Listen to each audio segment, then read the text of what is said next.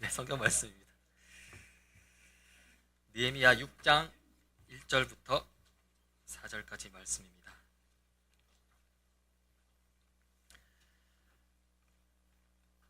산발락과 도비아와 아라비아 사람 게셈과 그 나머지 우리의 원수들이 내가 성벽을 건축하여 허물어진 틈을 남기지 아니하였다 함을 들었는데 그때는 내가 아직 성문에 문짝을 달지 못한 때였더라.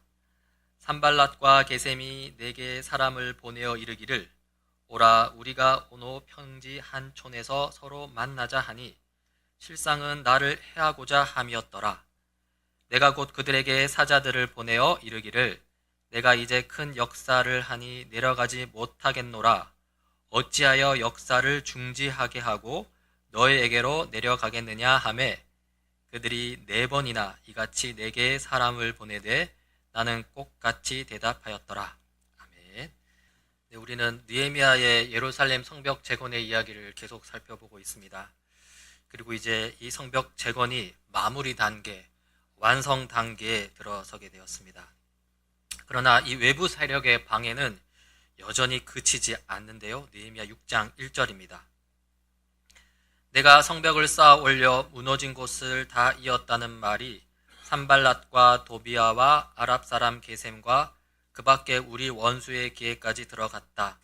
그러나 그때까지도 성문들의 문짝은 만들어 달지 못하고 있었는데 산발랏과 게셈이 나에게 전가를 보내왔다. 오노 들판의 한 마을로 오시오. 거기서 좀 만납시다. 이 성경 구절을 보면 느헤미야가 성벽을 쌓아 올려서 무너진 곳을 다 연결시켰다고 합니다. 성벽 재건이 완성을 앞두고 있다는 것이죠. 그런데 또 이 성문들의 성벽의 문짝은 아직 만들어 달지 못했다고 합니다. 그러니까 완전한 완성을 이룬 것은 아니라는 의미입니다. 그리고 이때 그동안 잠잠했던 대적들 산발랏, 도비아, 게셈 등과 같은 이 원수들이 이 성벽 재건 완성을 앞두고 있다는 소식을 들었습니다. 원수들은 가만히 있지 않고요. 이 느헤미야에게 전가를 보냅니다. 느헤미야한테서 만나자고 그런 것이죠. 이들이 느헤미야를 만나자고 한 이유는 무엇일까요? 성벽 재건을 앞두고 완성을 앞두고 축하해 주기 위해서 만나자는 것일까요? 잘 마무리할 수 있도록 돕도록 하겠다고 그렇게 했을까요? 그럴 리 없습니다. 원수들의 의도는 명확합니다. 그들은 그동안 성벽 재건을 방해하기 위해서 온갖 방법을 다 동원했고요. 그 의도는 이제 동안 해왔던 그 행실을 통해서 파악할 수 있는 것이죠. 성벽 재건 완성을 축하하기 위함도 아니요. 돕겠다는 것도 아닙니다. 끝까지 방해하겠다는 것이고요. 그리고 마지막 순간에 지도자인 느헤미야를 해치겠다는 것입니다. 다행스럽게 느헤미야는 그들의 의도를 간파했습니다. 2절 3절입니다. 나는 그 말 속에 그들이 나를 해치려는 흉계가 있는 줄 알았으므로 그들에게 사람을 보내어 다음과 같이 대답하였다. 나는 지금 큰 공사를 하고 있으므로 내려갈 수 없소. 어찌 이 일을 중단하고 여기를 떠나서 당신들에게로 내려가라는 말이요. 느헤미야는 지혜롭게 대처하는데요. 그런데요, 이 원수들은 포기할 줄 모릅니다. 4절입니다. 그런데도 그들은 똑같은 것을 4번씩이나 요구해 오고 그리고 그때마다 나도 똑같은 말로 대답하였다. 똑같은 것을 4번이나 요구했다고 하고죠. 그렇게 요구하는 그 마음, 그 원수의 마음은 도대체 뭘까요? 그때마다 다 거절했는데 그런데도 포기하지 않고 전가를 보내고 또 보내는 그 마음 중심에 든 것은 도대체 뭘까? 이렇게 한번 생각해 보게 됩니다. 그게 뭔지는 우리가 그 사람이 되어보지 않아서 정확히는 알 수 없습니다. 하지만 원수들로서는 그들로서는 반드시 붙잡아야 할 무언가가 있다는 것은 우리가 알 수 있죠. 4번이라도 전가를 보내고 또 보내는 그 모습에서 우리는 얼추 알 수 있습니다. 그리고 그 마음 중심에 든 것이 무엇인지 정확하게는 알 수 없을지라도 추측은 가능합니다. 그 마음이 든 것은 바로 욕심이겠죠. 예루살렘 성벽이 재건되고 이스라엘 유대 공동체가 든든하게 서게 될 경우 예루살렘 그 지역에서 기존의 자신들이 누르던 이 기득권을 내려놔야 하거든요. 그게 싫은 것입니다. 정말 싫은 거죠. 그래서 4번을 연거푸 보내고요. 그리고 5번째 또 보냅니다. 5절입니다. 5번째도 산발랏이 심부름꾼을 시켜서 같은 내용을 보내왔다. 심부름꾼이 가지고 온 편지는 봉하지 않았다. 참 끈질깁니다. 그리고 더군다나 이번에는 앞선 4번과는 좀 다릅니다. 편지를 봉하지 않았다고 하죠. 왜 편지를 봉하지 않았는지, 또 편지 내용이 무엇인지 또 궁금한데요. 그 내용이 무엇인지 6절, 7절에 나옵니다. 이렇습니다. 그 편지 내용은 다음과 같다. 당신과 유다 사람들이 반역을 모의하고 있고 당신이 성벽을 쌓는 것도 그 때문이라는 소문이 여러 민족 사이에 퍼져 있어. 가스무도 이 사실을 확인하였어. 더구나 이 보고에 따르면 당신은 그들의 왕이 되려고 하고 있으며 예루살렘에서 당신을 왕으로 떠받들고서 유다의 왕이 있다고 선포하게 할 예언자들까지 이미 임명하였다는 말을 들었어. 이러한 일은 이제 곧 페르시아 왕에게까지 보고될 것이요. 그러니 만나서 함께 이야기합시다. 편지의 내용이 꽤 긴데요. 한마디로 요약하자면 페르시아에서 파견된 총독 느헤미야가 오히려 페르시아 왕을 배신하고 예루살렘에서 왕이 되려고 한다는 겁니다. 그래서 이 예루살렘 성벽을 지금 재건하고 있다는 것이죠. 이것은 협박입니다. 특히 앞서 5절에서 그 편지를 봉하지 않았다고 했습니다. 이렇게 봉하지 않으면 이 편지를 전달하는 심부름꾼들이 그 편지 내용을 볼 수 있겠죠? 궁금하지 않겠습니까? 그렇게 해서 그 심부름꾼들로 하여금 그 거짓 내용이 소문으로 퍼지기를 바라는 것입니다. 느헤미야와 이스라엘 유대 민족을 페르시아 제국의 반역자로 만드는 것이지요. 이 느헤미야라는 한 사람, 이스라엘 유대 이 지도자를 악마화시키는 것입니다. 느헤미야만 몰락시키는 것이 아니라요, 이스라엘 유대 사회 전체를 다시 예루살렘 성벽 재건 이전의 상태로, 그 질이 멸렬한 상태로 되돌리려는 것입니다. 이것은 아주 질 나쁜 여론전입니다. 오늘날 우리 언어로 가짜 뉴스입니다. 만약 느헤미야가 뭔가 다른 꿍꿍이가 있었더라면 아마 이런 가짜 뉴스, 이런 여론전에 휘말렸을 가능성이 큽니다. 페르시아 왕을 반역할 마음이 없었다 하더라도 자기 욕심을 위해 예루살렘 성벽을 재건하려는 그런 마음이 조금이라도 있었더라면요, 아마 느헤미야는 떳떳해할 수 없었을 것이고요, 여론전에 휘말렸을 가능성이 큽니다.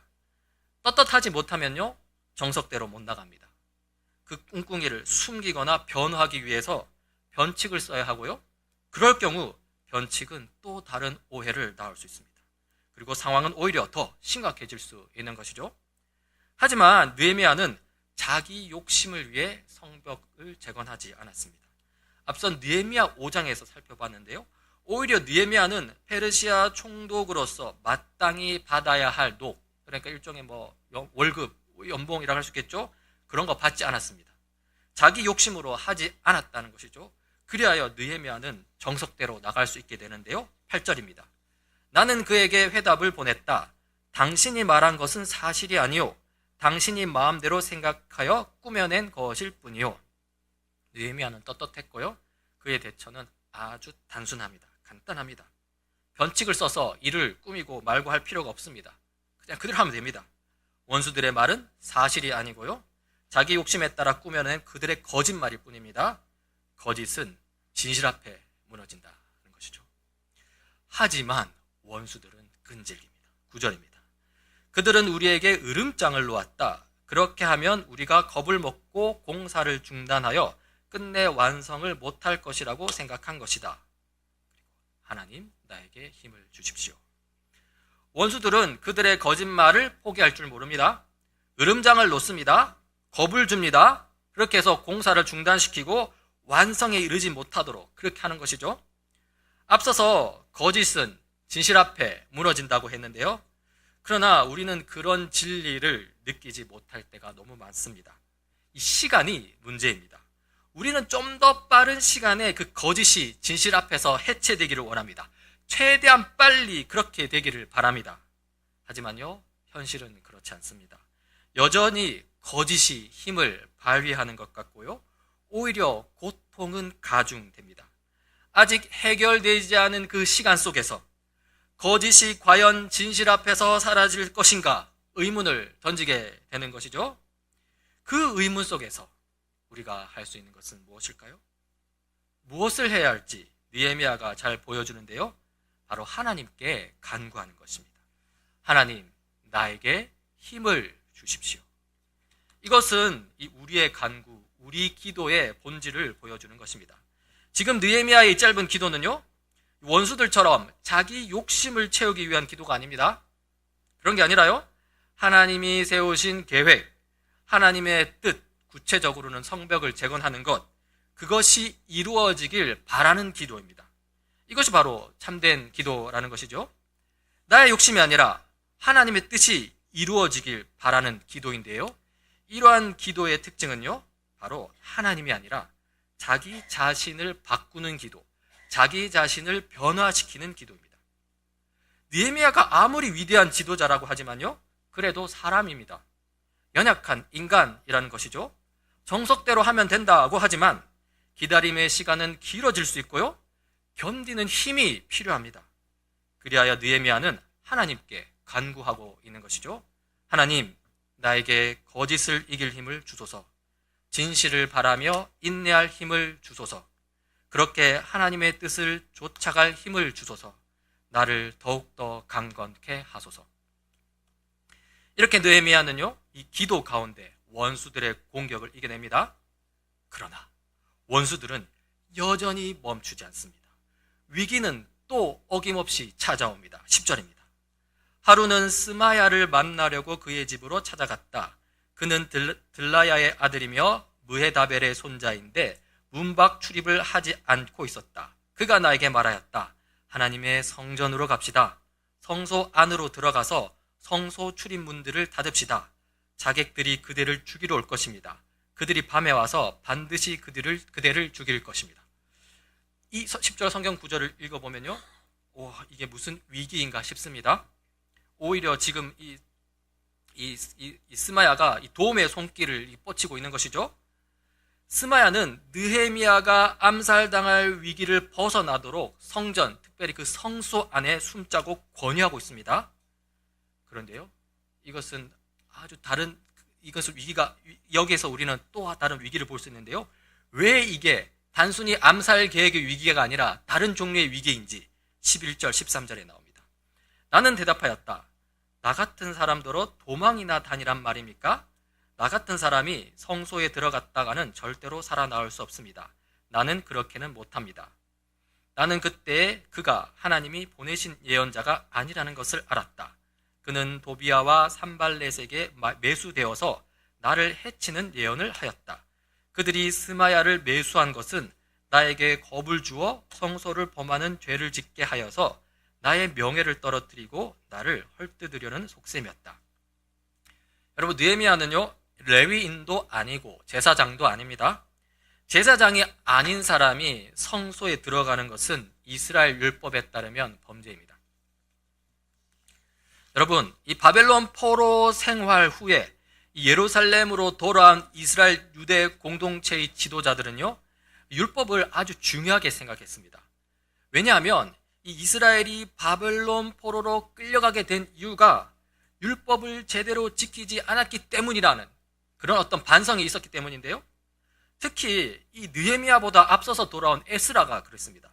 에스라는 율법학자이자 제사장으로서 율법을 가르친 사람입니다.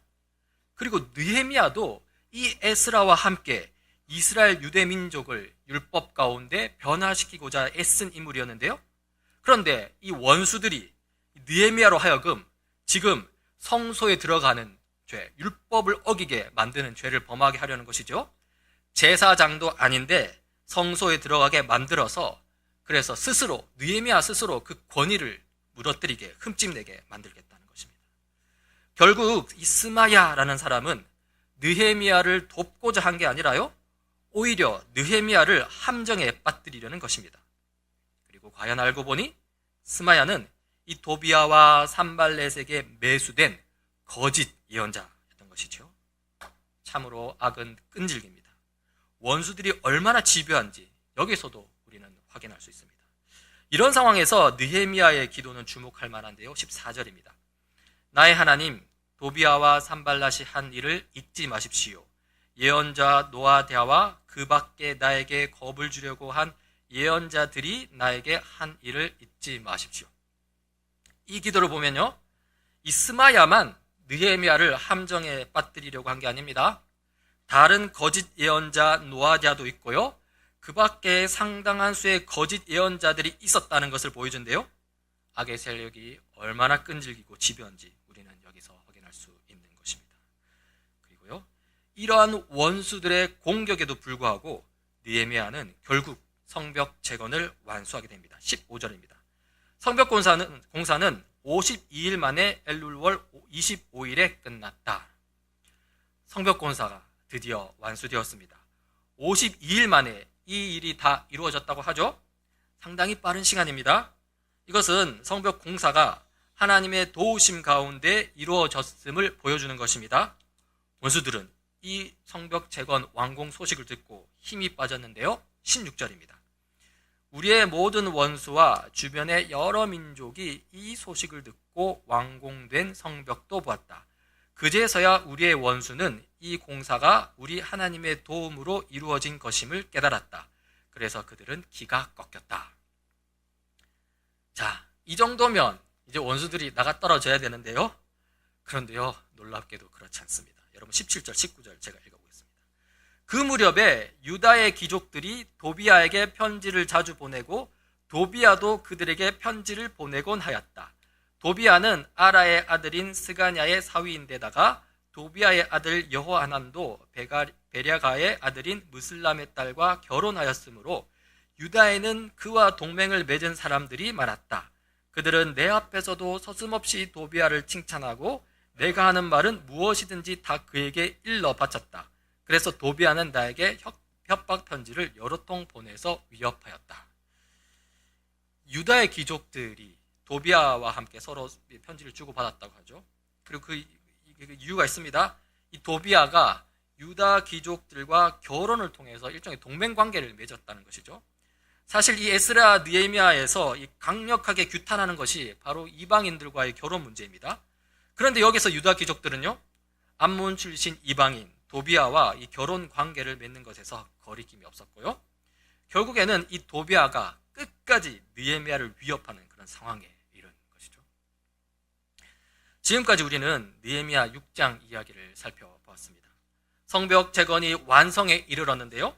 그런데 그 과정 속에서 우리는 이 원수 세력, 이 악의 세력의 특징을 볼 수 있었습니다. 그 특징은 무엇이었습니까? 첫 번째로요, 그 악은 아주 집요했습니다. 악의 세력은 포기를 모릅니다. 느헤미야가 성벽 기초를 세울 때부터 성벽 공사 내내 방해해왔고요, 그리고 성벽 성문을 만들어가는 마지막 순간에도 어떻게 하면 이 상황을 뒤집을 수 있을지 아주 노력하는 모습을 보일 수 있었습니다. 4번, 5번 편지를 보내서 느헤미야를 해치려 했고요, 5번째는 봉인되지 않은 편지로 가짜 뉴스를 퍼뜨리려고 했습니다. 또 거짓 예언자를 보내서 불법적으로 느헤미야로 하여금 성소에 들어가게 만들어서 느헤미야로 하여금 그 지도자의 권위를 잃게 만들려고 하겠죠. 그렇게 해서 느헤미야를 중심으로 뭉친 이 이스라엘 유대 공동체를 와해시키려고 했던 것입니다. 뿐만 아닙니다. 성벽 재건이 완료된 뒤에도 끝까지 발악했는데요, 암몬 사람 도비아가 등장합니다. 그는 결혼 관계를 통해서 유다 귀족들과 동맹 관계를 구축했고요, 거기서 느헤미야에 대한 정보를 얻고 거기서 협박 편지를 보내면서 느헤미야에게 위협을 가하는 것을 볼 수 있습니다. 이렇듯 악은 집요합니다. 그리고 우리의 일상도 마찬가지입니다. 느헤미야 6장 본문처럼 끈질기게 우리를 유혹하고 압박하고 괴롭히는 악의 세력, 불의를 행하는 사회 구조가 있습니다. 오늘날 우리 시대가 직면하는 빈부격차, 양극화 문제는요, 단순히 개인의 문제로만 돌릴 수 없습니다. 또 기후 문제, 환경오염 문제, 이런 것도 단순히 개인의 문제로만 돌릴 수 없습니다. 예루살렘 성벽 재건을 방해하기 위해 힘을 모으는 산발랏과 도비아의 이 원수 세력처럼 하나의 세력을 이루어서 악의 구조를 그대로 유지하고자 하는 이 국가 단위의, 기업 단위의, 기관 단위의 세력들이 있다는 것입니다. 그래서 사도 바울은 다음과 같이 말합니다. 우리의 싸움은 인간을 적대자로 상대하는 것이 아니라 통치자들과 권세자들과 이 어두운 세계의 지배자들과 하늘에 있는 악한 영들을 상대로 하는 것입니다. 한편 우리는 이 느헤미야와 악의 세력 원수 간의 이 대결 이야기를 우리에게 적용할 때 이 둘을 꼭 분리시켜서 생각해서만은 또 안 됩니다. 우리 자신을 들여다보면 알 수 있습니다. 우리 안에 선을 행하려는 느헤미야의 모습이 있는가 하면요, 또 그와는 반대로 악을 행하려는 이 산발랏, 도비아와 같은 악의 세력들도 있다는 것이죠. 사도 바울은 그의 인생 말년에 이렇게 고백합니다. 로마서입니다. 여기에서 나는 법칙 하나를 발견하였습니다. 곧 나는 선을 행하려고 하는데 그러한 나에게 악이 붙어 있다는 것입니다. 나는 속사람으로는 하나님의 법을 즐거워하나 내 지체는 다른 법이 있어서 내 마음의 법과 맞서서 싸우며 내 지체에 있는 죄의 법에 나를 포로로 만드는 것을 봅니다. 선을 행하려고 하는데 악이 붙어 있다고 합니다. 하나님의 법을 즐거워하는데 죄의 법이 또 나를 지배하려고 한답니다. 선과 악, 거룩과 죄, 이게 우리 안에서 동시에 작용한다는 것이죠. 이 느헤미야 6장의 이 산발랏과 도비아는 4번, 4-5번 이 편지를 보내면서 끈질기게 유혹하는데요. 우리 안에 있는 악, 내 지체에 있는 죄의 법도 마찬가지입니다. 결코 포기를 모릅니다. 사실 우리의 의지로 이겨내기에는 좀 힘겹을 때가 많습니다. 특히 욕심, 탐욕이 있으면요, 이겨내기가 무척 어렵습니다. 이런 상황에서 우리에게 요청되는 것은 무엇일까요? 그 상황에서 느헤미야는 이렇게 기도했죠. 하나님, 나에게 힘을 주십시오. 하나님께 도와주시기를 기도해야 하는 것입니다.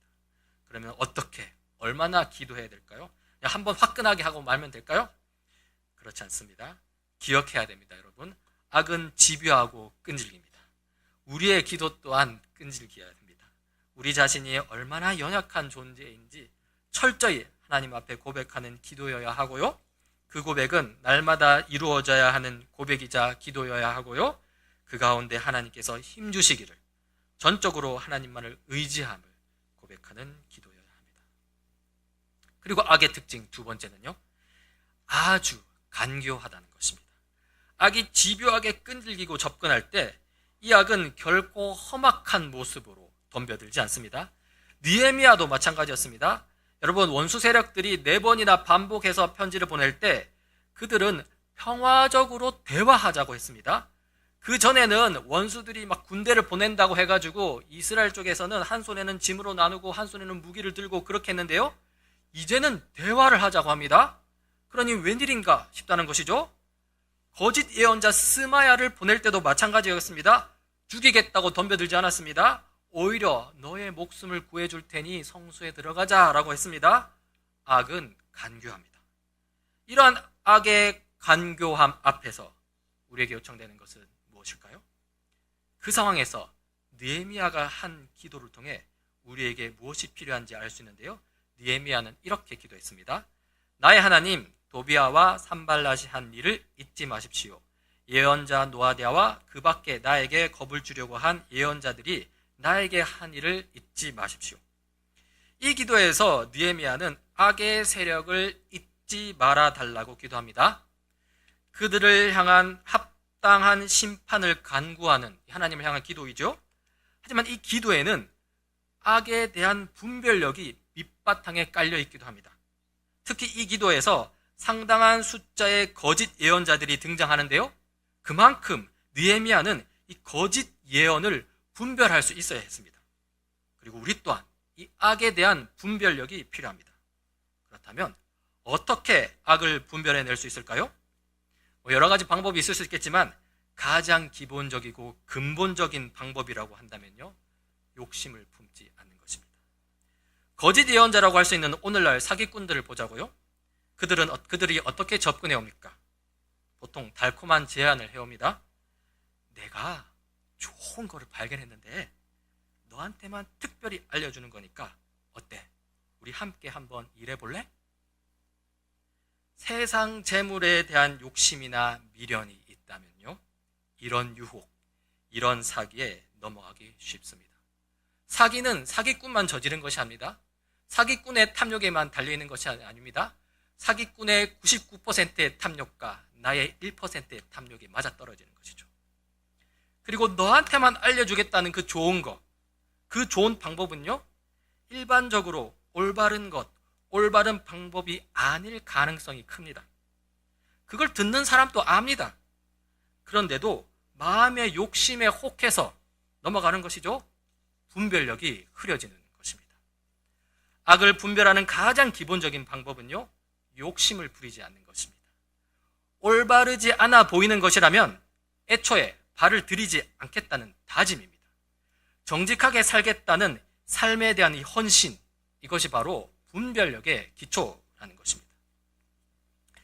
지금까지 우리는 이 악의 특징과 그러한 악에 대항하는 방법에 대해서 살펴보았습니다. 악은 끈질기고 집요합니다. 따라서 우리 또한 끈질기게 하나님의 도우심을 구해야 합니다. 악은 간교하고 교만합니다. 우리의 욕심을 자극하여 우리를 악으로 이끕니다. 따라서 우리는 욕심을 버리고 정직한 삶을 살기로 다짐해야 합니다. 그런데요, 이것만으로는 부족합니다. 이것을 나의 힘으로 하겠다고만 하면 부족합니다. 여기서 우리는 그리스도의 십자가를 묵상해야 합니다. 악의 특징이 집요함 그리고 간교함이라고 했는데요, 그리스도의 십자가도 그에 못지않습니다. 여러분, 먼저 악의 세력은 집요합니다. 끈질깁니다. 예루살렘 성벽 재건이라는 그 하나님의 일을 끝까지 무너뜨리라는 끈질긴 시도가 있었죠. 그런데요, 십자가도 그에 못지 않습니다. 십자가는 하나님의 일을 끝까지 완수하려는 끈질긴 시도의 절정입니다. 성자 예수께서 이 땅에 연약한 인간의 몸을 입고 오셨을 때 그리스도 예수의 삶은 결코 만만하지 않았습니다. 무관심, 모욕감, 멸시, 천대, 고난과 고통. 그러나 예수 그리스도께서는 그럼에도 불구하고 결코 포기하지 않으셨습니다. 하나님의 뜻을 이루기 위해 끈질기게 매달리셨고요, 하나님의 뜻을 집요하게 추구하셨습니다. 겟세마네에서 행한 기도가 그걸 잘 보여주죠. 예수께서는 십자가 죽으심을 앞두고 깊은 괴로움 가운데 처하셨습니다. 성경은 이 당시 예수님의 마음을 다음과 같이 말해주고 있습니다. 마태복음 26장입니다. 그때 예수께서 그들에게 말씀하셨다. 내 마음이 괴로워 죽을 지경이다. 너희는 여기에 머무르면서 나와 함께 깨어 있어라. 제자들에게, 예수께서 제자들에게 하는 말씀이죠. 십자가는 예수님께도 너무나 고통스러운 일입니다.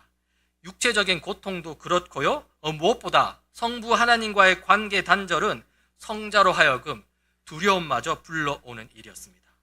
그러나 예수 그리스도는 포기하지 않으십니다. 그래야 이렇게 기도하십니다. 예수께서는 조금 더 나아가서 얼굴을 땅에 대고 엎드려서 기도하셨다. 나의 아버지, 하실 수만 있으시면 이 잔을 내게서 지나가게 해 주십시오. 그러나 내 뜻대로 하지 마시고 아버지의 뜻대로 해 주십시오. 하실 수만 있다면 십자가, 이 고통과 저주의 잔을 내게서 그냥 지나가게 해달라고 합니다. 하지만요, 그것은 내 뜻이 아닌 바 하나님 아버지 뜻대로 해달라고 기도합니다. 십자가에서 죽게 해달라는 기도입니다. 그런데요, 예수님은 이 기도를 한 번만 하는 게 아닙니다. 한 번 하고 그리고 또 한 번 더 힘질기게 붙들고 기도하십니다. 집요합니다. 마태는 이렇게 기록합니다. 예수께서 다시 두 번째로 가서 기도하셨다.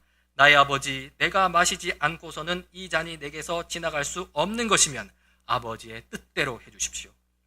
그리고 예수께서는 다시 가서 또 다시 같은 말씀으로 세 번째로 기도하셨다. 이렇게 끈질기게 기도하신 후에 예수 그리스도께서는 십자가에 달리십니다. 그렇게 달리신 후에 예수께서는 다음과 같이 말씀하시고 숨을 거두십니다. 요한의 기록입니다. 예수께서 신 포도주를 받으시고서 다 이루었다 하고 말씀하신 뒤에 머리를 떨어뜨리시고 숨을 거두셨다. 다 이루었다. 이 말씀의 의미는요, 우리 구원을 위한 하나님의 일을 완수했다는 것입니다. 예수님은요, 끈질기게 붙들었고 집요하게 추구하셨습니다. 그 결과 하나님의 일을 완수하셨습니다. 악의 세력만 끈질기고 집요한 게 아닙니다. 오히려 그보다도 더 끈질기고 집요한 것이 바로 예수 그리스도 그의 십자가입니다. 그리고 두 번째로 악의 세력은 강교하되는데요, 그들은 달콤한 거짓으로 유혹한다 했죠. 우리 마음속 욕심을 증폭시키고요, 그렇게 함으로써 우리를 파멸로 이끕니다. 그렇다면 악의 세력보다 더 끈질기고 더 지배했던 그리스도의 십자가는 어떠할까요? 마찬가지로 달콤한 거짓으로 우리를 유혹할까요? 우리 마음속 욕심을 증폭시켜 우리를 파멸로 이끌까요? 결코 그렇지 않겠죠? 오히려 반대로 그리스도의 십자가는 그리스도 자신의 욕심을 채우기보다 오히려 자기 자신을 파멸로 이끌었습니다. 그렇게 함으로써 우리 안에 있는 모든 욕심의 문제를 완전히 괴멸시키셨습니다. 욕심이 아니라 포기입니다. 탐욕이 아니라 자기 희생이었습니다. 자기 부인입니다. 사도 바울은 다음과 같이 말합니다. 그리스도 예수께 속한 사람은 정욕과 욕망과 함께 자기의 육체를 십자가에 못 박았습니다. 이렇게 정욕, 욕망, 욕심, 탐욕을 십자가에 못 박은 사람은요, 결코 악의 간교함, 그 교모함에 넘어가지 않습니다. 원수들이 무기고로 삼고 있는 그 욕심과 탐욕이 이제 우리 안에서 십자가에 못 박힌 채 완전히 힘을 잃었기 때문입니다. 악의 세력보다 더 끈질기고 집요한 예수 그리스도의 십자가, 이것이 바로 복음입니다. 우리가 의지할 수 있는 것이죠. 악의 세력이 무기로 삼고 있는 욕심과 탐욕을 못 박아버리는 그리스도의 십자가, 이것이 바로 우리가 의지해야 할 복음입니다. 그리고 그 그리스도 십자가 복음 위에서 우리는 끈질기고 집요하게 느헤미야의 기도를 해야 합니다. 하나님, 나에게 힘을 주십시오. 연약한 우리를 붙들어 주십시오. 그리고 이 그리스도 십자가 복음 위에서 욕심을 버리고 타락한 세상을 향해 선포하는 기도를 할 수 있어야 합니다. 나의 하나님, 저들이 행한 악을 잊지 마소서. 저 세력이, 악의 세력이 겁주려고 한 거짓된 말을 잊지 마소서. 심판하소서. 예수님, 어서 오소서. 우리의 기도는 예수 그리스도 십자가 복음 위에 놓인 기도인 바 하나님께서 반드시 도와주실 것입니다. 그리고 우리의 삶은 예수 그리스도 십자가 복음 위에 놓인 삶인 바 하나님께서 인정하시며 기억하실 것입니다. 여러분, 오늘은 어버이 주일입니다. 우리 어버이들이 다음 세대에게 이 신앙 물려줄 수 있기를 간절히 소망합니다. 같이 좀 기도하시겠습니다. 하나님 아버지, 오늘 느헤미야 이야기를 통해서 악의 집요함과 그 악의 간교함을 살펴보았습니다. 그리고 악보다 더 끈질기고 집요한 그리스도의 십자가, 악을 무너뜨리는 자기 희생의 그리스도 십자가를 살펴보았습니다. 주님, 우리로 이 십자가 복음 위에서 기도하며 살게 하소서. 십자가 위에서 드러난 우리를 향한 그 변함없는 사랑이, 그 한결같은 사랑이, 그 신실한 사랑이 우리에게 힘이 되고 우리의 욕심을 버리는 이유와 근거가 되게 하옵소서. 우리의 중보자 되시는 예수 그리스도 이름으로 기도드립니다.